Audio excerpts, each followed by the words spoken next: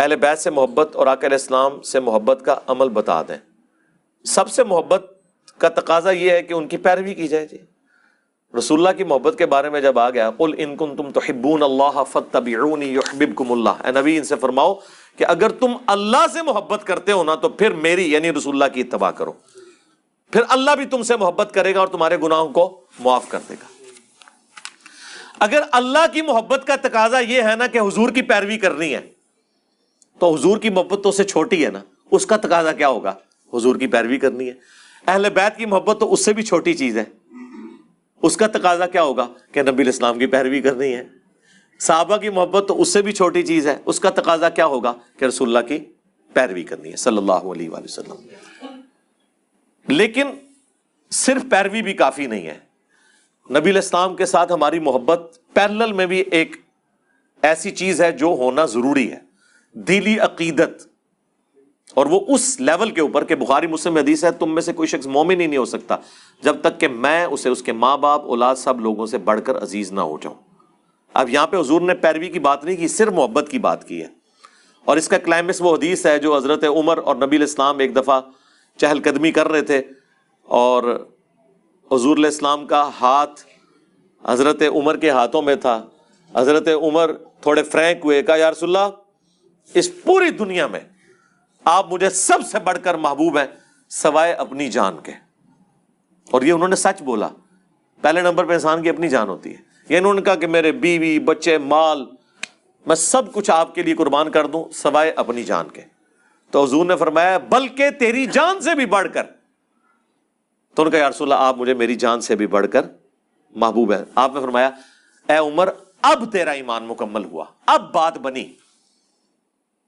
تو اب یہاں پہ اتباع کی بات نہیں ہو رہی ہے، نبی علیہ السلام کے لیے اپنی جان دے دینی، اور پھر اس کے لیے آپ نے سوچنا نہیں ہے نبی علیہ السلام کے لیے مسلمانوں کی جان نہیں لینی آپ نے، ہاں یہ بھی ذرا ذہن میں رکھنا ہے، اپنی جان دینی ہے اور کوئی صحیح طریقے سے دینی ہے، ٹرک تھلے نہیں آ جانا۔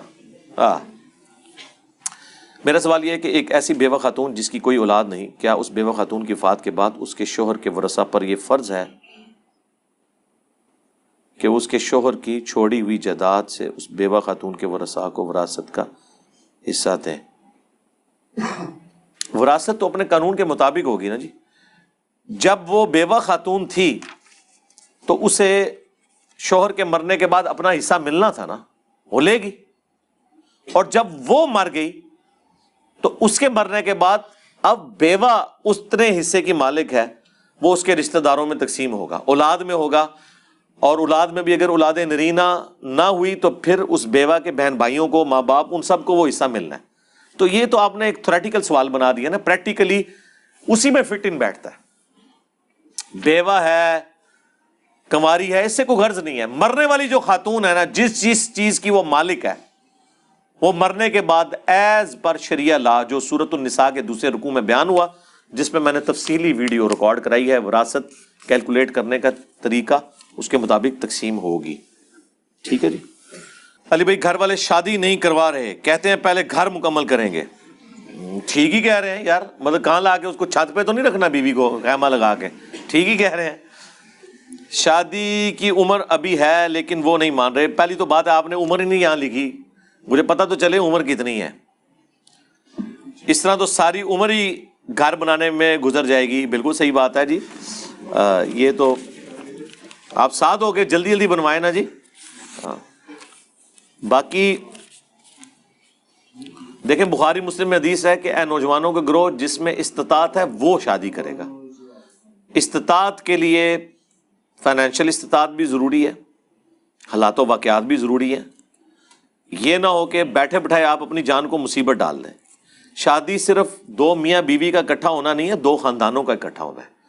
جو آپ بچی لے کے آ رہے ہیں اس کے بھی ماں باپ ہیں، وہ کوئی جانور نہیں ہے جو انہوں نے آپ کے ساتھ بھیج دی ہے کہ آپ جہاں مرضی ایک دن اس کو جو ہے وہ جنگل میں باندھ دیں گے، دوسرے دن چھت کے اوپر باندھ دیں گے۔ انسان ہے نا، تو حالات و واقعات تو دیکھنے ہیں، تو اس لیے ساری چیزوں کو دیکھیں۔ باقی میری ایک ویڈیو ہے غیر شادی شدہ نوجوانوں کے لیے، ویسے تو عموماً ویڈیوز ہوتی ہیں صرف شادی شدہ لوگ دیکھیں، ہم نے ایک ویڈیو ایسی اپلوڈ کی ہوئی ہے جس کا عنوان ہے غیر شادی شدہ لوگوں کے لیے، وہ آپ دیکھ لیں۔ ہم دعا کرتے ہیں جی آپ کے لیے، اللہ تعالیٰ آپ کے لیے آسانیاں۔ میں ٹرک ڈرائیور کی نوکری کرتا ہوں، اکثر ہمیں پولیس والوں کو پیسے رشوت دینے پڑتے ہیں. وہ اس لیے کہ آپ غلط کام کر رہے ہوتے ہیں نا، اوور لوڈ آپ نے کیا ہوتا ہے، وہ آپ کی وجہ سے دینے پڑتے ہیں. آپ اپنی حرکتیں بھی درست کریں. باقی یہ درست ہے کہ کچھ نہ کچھ وہ غلطی نکال ہی لیتے ہیں. ظاہر ہے پاکستان کے اندر تو آپ کسی کے اوپر کسی بھی وقت کوئی بھی الزام لگا سکتے ہیں.